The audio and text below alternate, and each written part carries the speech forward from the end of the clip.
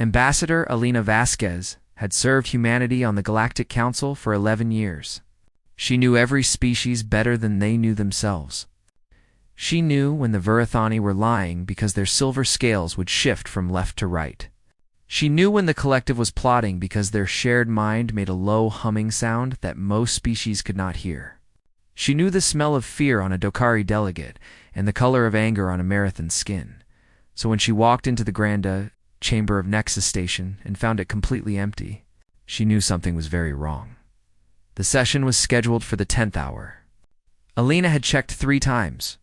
She had prepared her speech about trade routes and medicine shipments.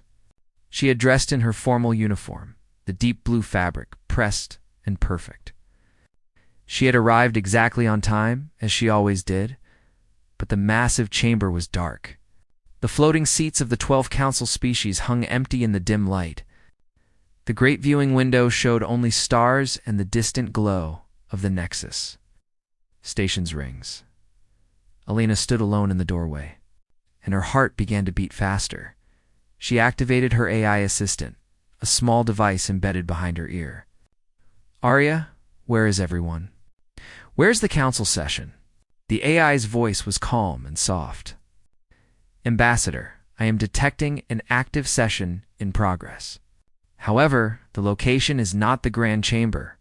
"Where?" There was a pause. Eyes did not normally pause. The Obsidian Hall, Ambassador. Alina felt the blood drain from her face. The Obsidian Hall was not used for normal business.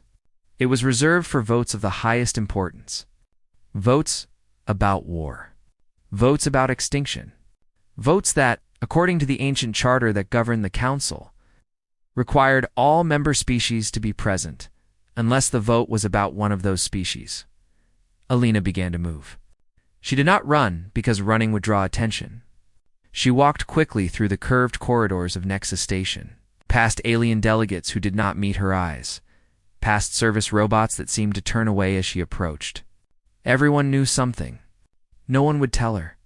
She reached a maintenance corridor that she had discovered in her 3rd year on the station, a hidden path that the builders had used during construction. She had mapped every such path, every forgotten tunnel, every emergency exit. She had done this because humans had learned a hard lesson in the galaxy. Always know your way out. The Obsidian Hall was deep in the station's core. Behind walls of black metal that blocked all signals, Alina pressed herself against a service hatch and listened. She heard voices, 12 voices, speaking the common trade language that all species used. And she heard words that made her want to scream. "The human species has shown consistent patterns of dangerous behavior," said the clicking voice of the Vrethani High Counselor. "Their rate of technological advancement is unprecedented. Their psychological profiles show extreme aggression paired with extreme attachment. They bond with everything, including species that have tried to kill them. This is not normal. This is not safe. They went from chemical rockets to faster-than-light travel in 300 years. Added the harmonic tones of the Marathan delegate. "The galactic average is 12,000 years. They are not evolving. They are exploding. Resolution 7 Omega is the only logical response," hummed the collective, speaking as one terrible voice. "Containment of the human species. Blockade of their home system. Suppression of their technology. And if necessary, intervention at the extinction level." Lena's hands were shaking. She pressed them flat against the cold metal wall to stop the trembling.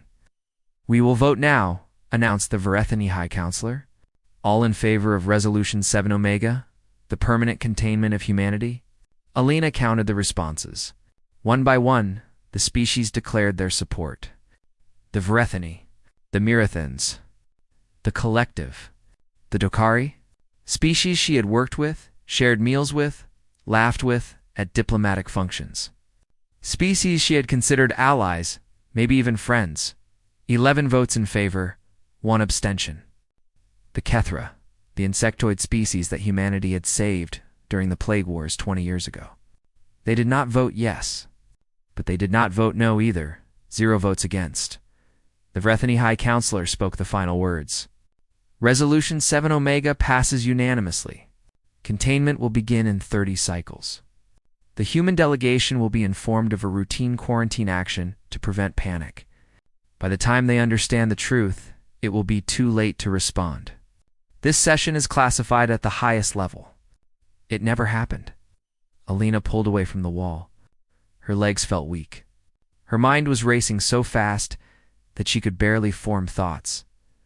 They had not declared war. War would have given humanity a chance to fight, to negotiate, to survive. They had done something worse. They had decided, in secret, that humanity was too dangerous to exist. In 30 cycles, the greatest military force in galactic history would surround Earth and every human colony. They would cut off all travel, all communication, all trade. They would strangle humanity slowly, and if humans resisted, they would burn them from the stars. And Alina was 90. Light years from home, she moved through the maintenance corridors like a ghost. Her official ship would be useless. It was probably already being watched. The station's communication arrays were certainly monitored. She could not call Earth. She could not warn anyone through normal channels. But Alina had not survived 11 years of alien politics by trusting normal channels, humans. It spent 3 centuries spreading across the galaxy. Not as conquerors, but as traders, mechanics, doctors, pilots, and wanderers. They worked on stations that no other species wanted to visit. They flew cargo through routes that no other species would risk. They fixed ships, healed wounds, and told stories. It's in bars on the edge of known space. There was a network out there. Unofficial, unregistered human. Alina reached a communication terminal in an abandoned section of the station. She typed a message using a code that only humans knew, a code passed down from the early days of space exploration when humanity had no allies and no protection. The message was simple. The Council has voted. They are coming for us. All of us. Spread the word. Find a way home. She sent it into the dark, hoping that somewhere, someone would hear. Then she went to find a ship and a captain crazy, enough to help her cross 90 light years of hostile space. Humanity had 30 cycles, and Alina Vasquez was going to use every single one of them. Alina found Captain Marcus Webb in a bar on Station Periphery, which was exactly the kind of place the Galactic Council pretended did not exist. The station floated in the space between empires, too far from anywhere important for anyone to care about. It was home to smugglers, refugees, people who asked no questions. Marcus was sitting alone at a corner table, drinking something green that smelled like engine fuel. He was a big man with gray in his beard and scars on his hands. His ship, the Defiant Spark, was docked in Bay 7. Alina had done her research. The ship was old and ugly, built from parts stolen or salvaged from 6 different species. It had no official registration. It appeared on no tracking systems. It was perfect. Alina sat down across from him without asking permission. Captain Webb, I need passage to Earth. Marcus looked at her with tired eyes. You are Ambassador Vasquez. I have seen your face on news broadcasts. Why is the human ambassador sitting in this bar instead of flying home on her fancy diplomatic ship? Because my diplomatic ship is currently being held for safety inspections that will never end. Because every official channel is being monitored. Because I have information that must reach Earth in less than 30 cycles, or humanity will cease to exist as a free species. Marcus laughed, but there was no humor in it. That is a very dramatic way to ask for a ride. Lena leaned forward.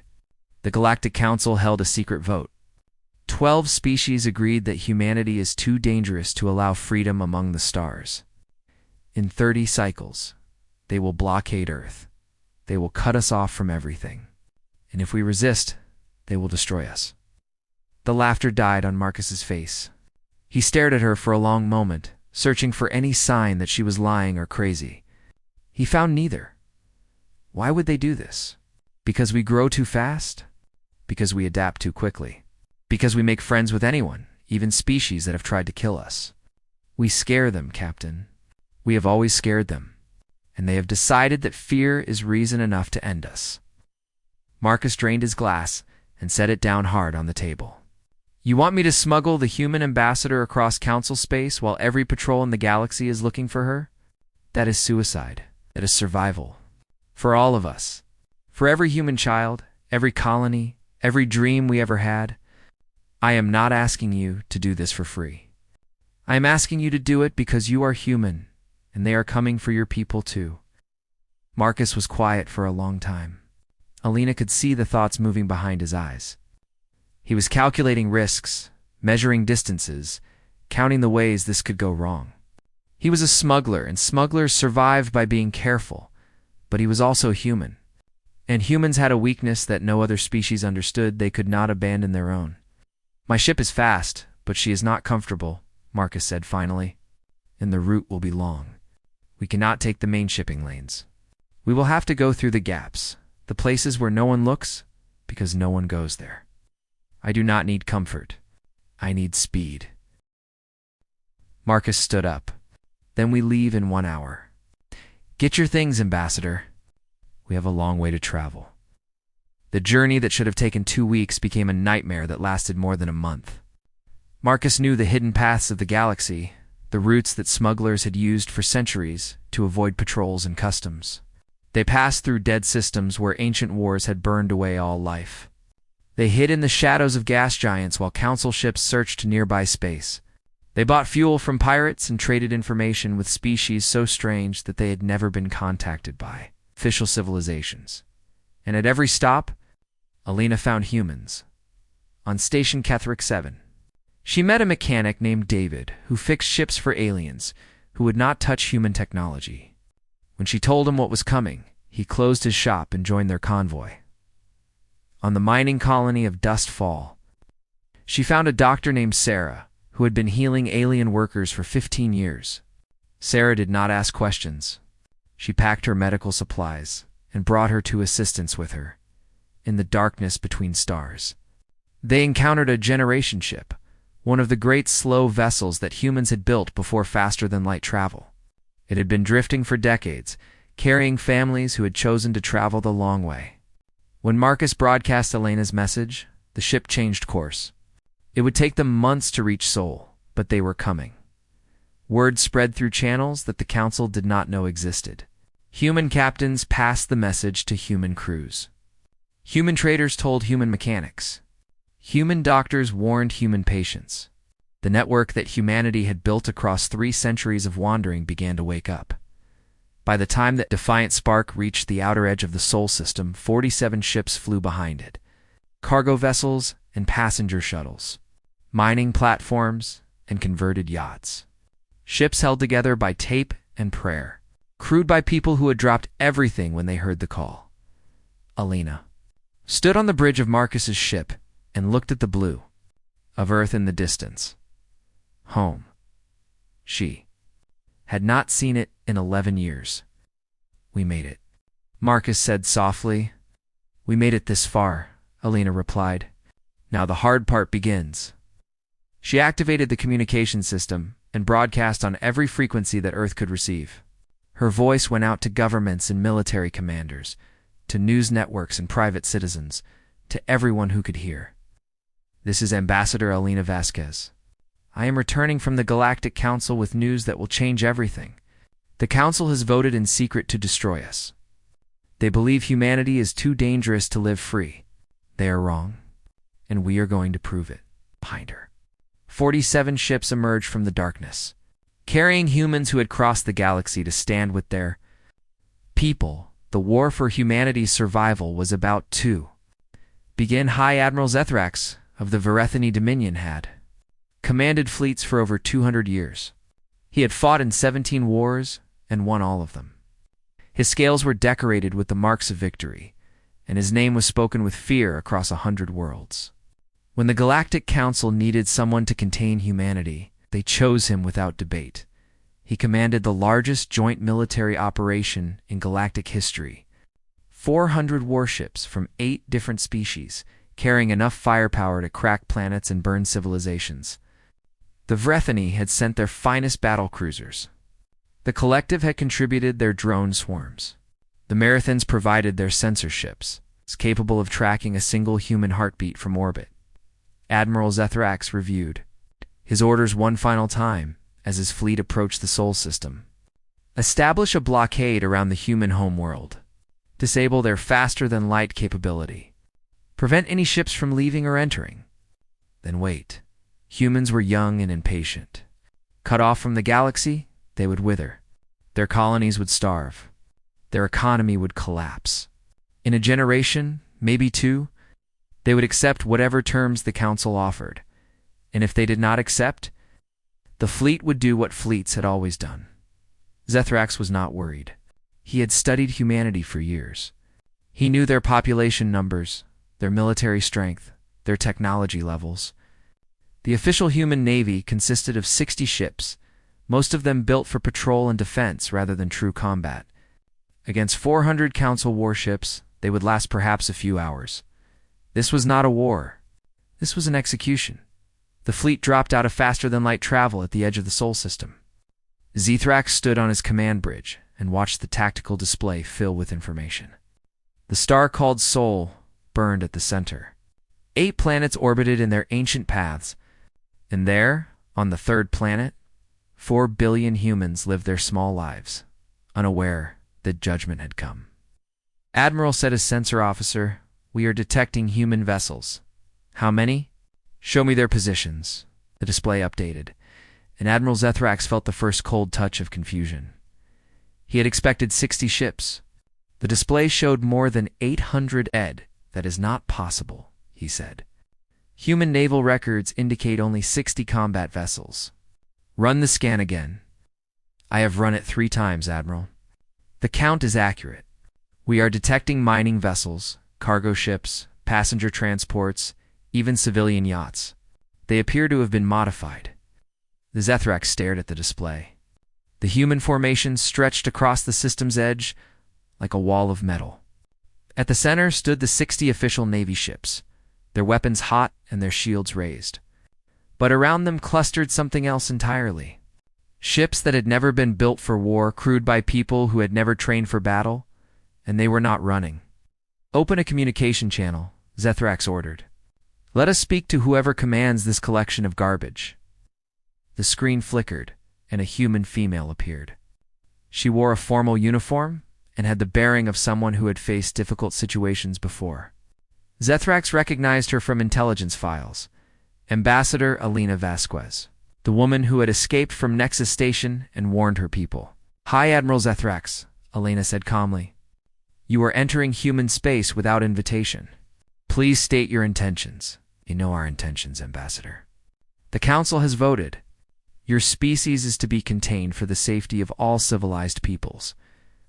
Surrender your ships and allow the blockade to proceed, and no one needs to die today," Elena smiled. It was not a friendly smile. "Admiral, I want to make sure you understand what you are looking at. Behind me are 843 vessels. Some of them are warships, yes, but most of them are not. Most of them are mining platforms, cargo haulers, passenger liners, and family shuttles. They are crewed by mechanics, doctors, teachers, farmers, and retired grandparents. They have spent the last 30 cycles learning how to fight." "Learning?" Zethrax allowed himself a small laugh. "You think amateurs can stand against the combined might of 8 species?" "I think you have made a terrible mistake," Elena replied. "The Council studied humanity at peace. You analyzed our behavior when we had nothing to fight for. You looked at us when we were comfortable and curious and eager to make friends." Her smile faded. "You have never seen us when we are protecting our children." She leaned forward, and her eyes were hard as stone. "Behind those ships are 4 billion people who know exactly what you voted for. They know you decided, in secret, that their children do not deserve to exist. They know you plan to starve them slowly and burn them if they resisted. Every single human in this system understands what is at stake." The display updated again. More ships were arriving, emerging from hiding places in asteroid fields and behind moons. The count rose past 900. Admiral Elena continued, "You came here to contain us, to put us in a cage and wait for us to die. But you forgot something important about humans. We do not go quietly. We do not accept fate.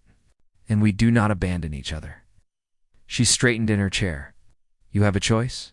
Turn your fleet around and tell the Council that containment is not possible. Or stay and discover what happens when you threaten the home of a species that has nothing left to lose. The communication ended.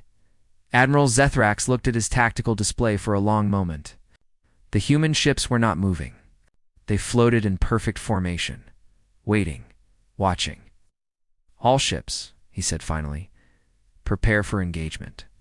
We will proceed as planned.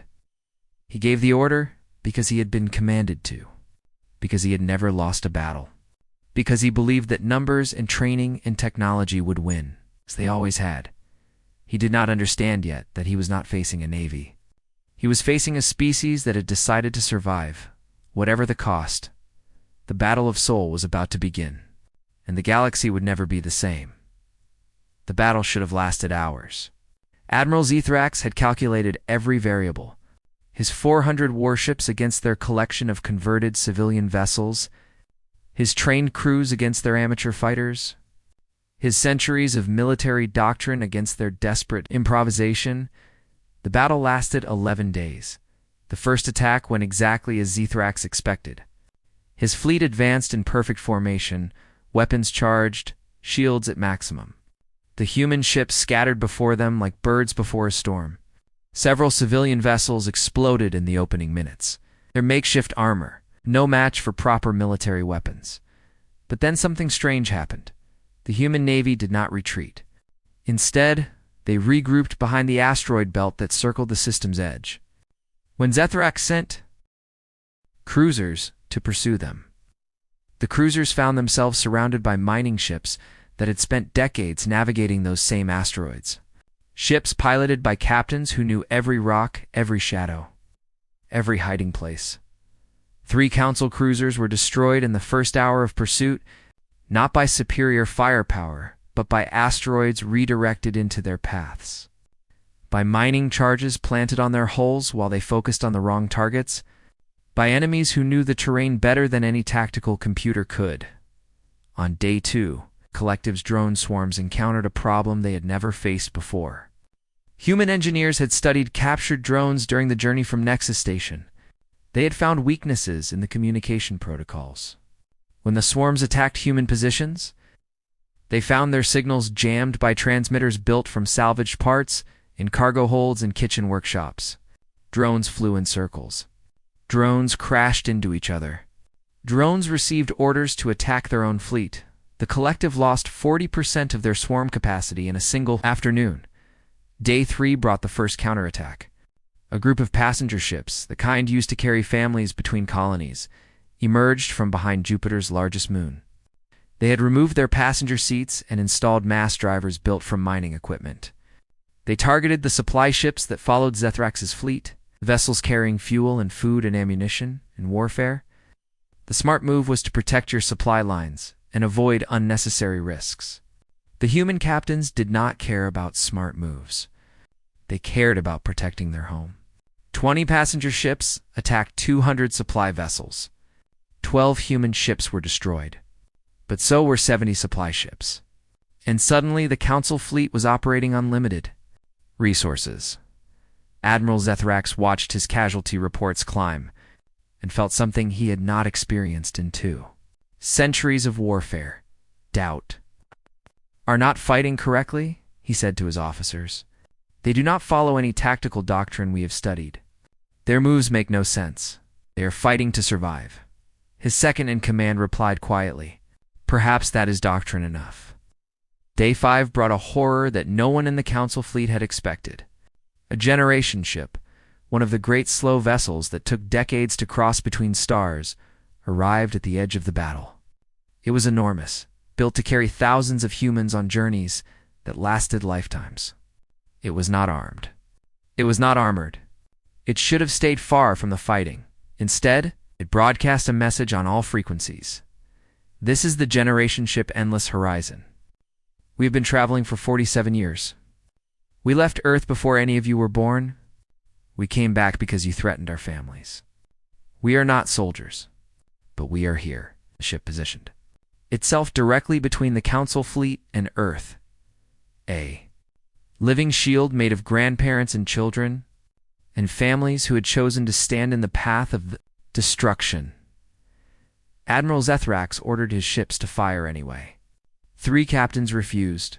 They were marathons, a species that valued family above all else. They looked at that generation ship and saw something they recognized: people protecting their young. They could not bring themselves to destroy it. The marathon ships withdrew from the battle. Other species began to question their orders. Day 7 brought the Kethra withdrawal. The insectoid species had voted to abstain from Resolution 7 Omega, and now their queen made a decision. She had reviewed the battle footage.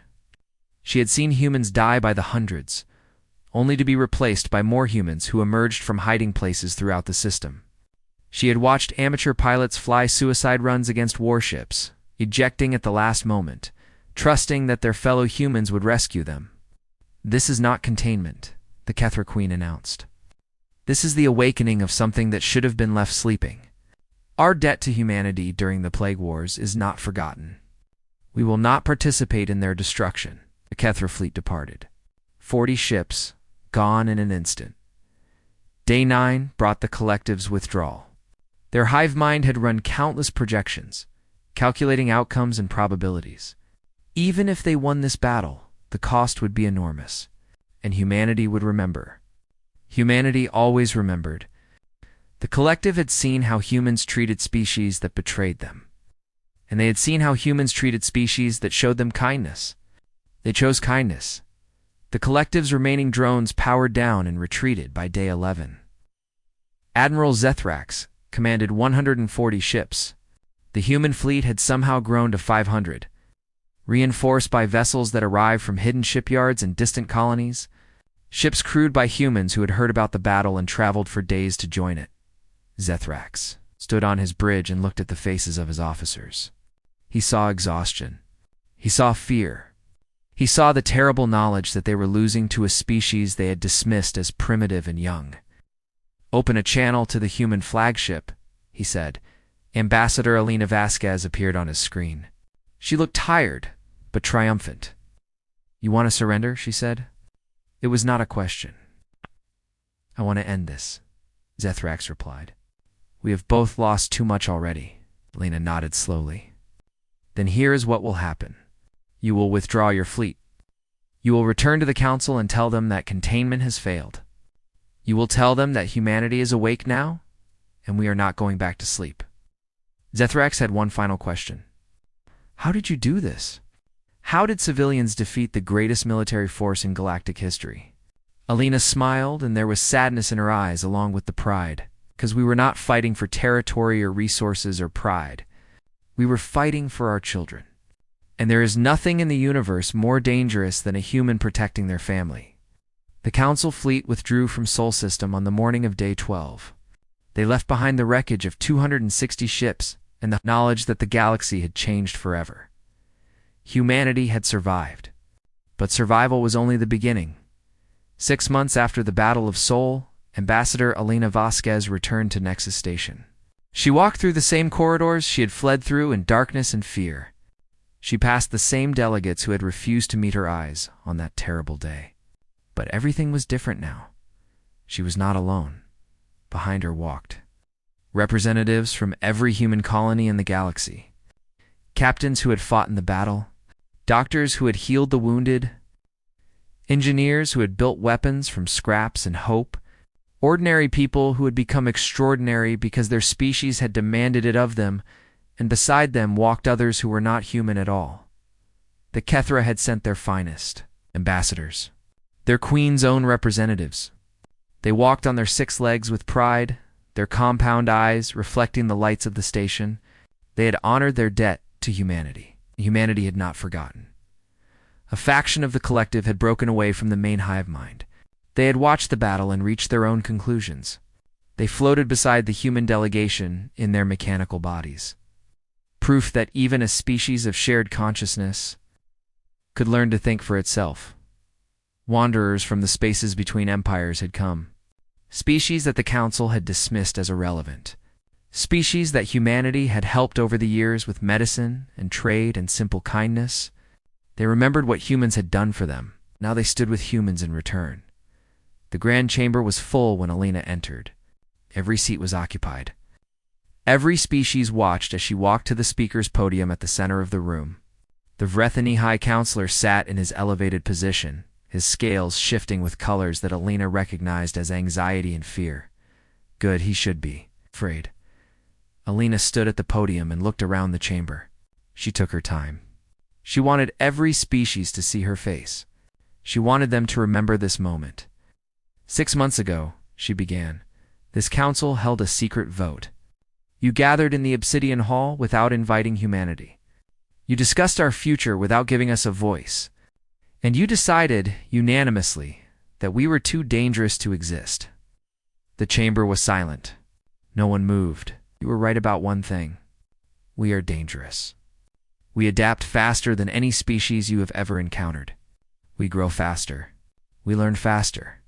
We bond with anything and anyone, including species that have tried to kill us. We looked at a universe that feared us and decided to make friends anyway. Alina let the words settle into the silence. You looked at all of that and saw a threat. You saw a species that might challenge your power, your comfort, your ancient way of doing things. And instead of talking to us, instead of understanding us, you decided to destroy us. She shook her head slowly. You made a mistake. Not because we defeated your fleet, though we did. Not because your containment failed, though it did. You made a mistake because you assumed we wanted what you have. Lena stepped away from the podium and spread her arms wide, gesturing to the humans and aliens standing behind her. We never wanted to conquer anyone.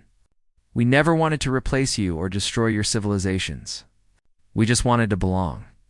We wanted to be part of something bigger than ourselves. We traveled across the stars, not to take, but to give, to learn, to share, to make the universe a little less lonely. The Vrethani High Counselor found his voice. And now?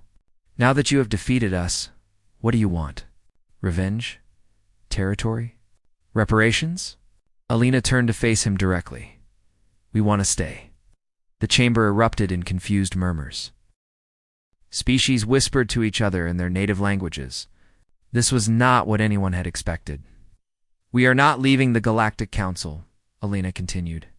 We are not withdrawing to our own space. We are staying. And we are going to be the most annoying, persistent, and idealistic members this body has ever seen. She began walking through the chamber. Moving between the floating seats of various species, we are going to propose reforms. We are going to demand transparency. No more secret votes. No more hidden resolutions. Everything in the open, where every species can see and speak. She stopped beside the Kethra delegation and placed her hand on the shoulder of their lead ambassador. We are going to make friends with every species you have ever dismissed as irrelevant.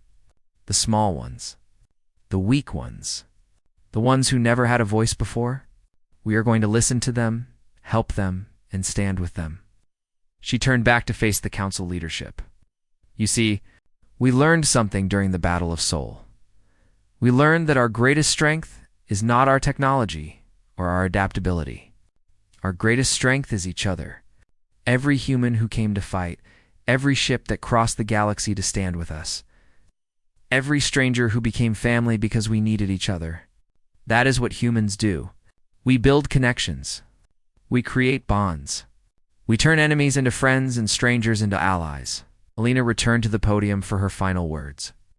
The universe does not need another conqueror. It does not need another empire. It needs someone to remind it that cooperation is better than fear, that diversity is better than control, that the future belongs to everyone, not just the powerful. She looked directly at the Vrethani High Counselor. So here's what happens now. We are going to change things. Slowly at first, then faster. We are going to show every species in this galaxy that there is another way. And when the next young species emerges from their world and reaches for the stars, they will not be greeted with fear and secret votes. They will be welcomed. The High Counselor leaned forward in his seat. And if we refuse, if we hold another vote, Alina smiled, and this time there was warmth in it, along with the steel. Then vote in the open. Let the whole galaxy see who fears the future and who is ready to build it. Let them see who hides in shadows and who stands in the light. She gestured to the delegation behind her. Humans and aliens standing together. You tried to contain us because you were afraid of what we might become. You should have tried to understand what we already were. She sat down in humanity's seat on the council. A seat that had sat empty for 6 months while the galaxy decided whether humans deserved to exist. We are here to stay. We are here to help. And we are just getting started. The Galactic Council had wanted to end humanity's story. Instead, they had written its beginning. A species that had come to the stars looking for family had found something else. They had found a purpose.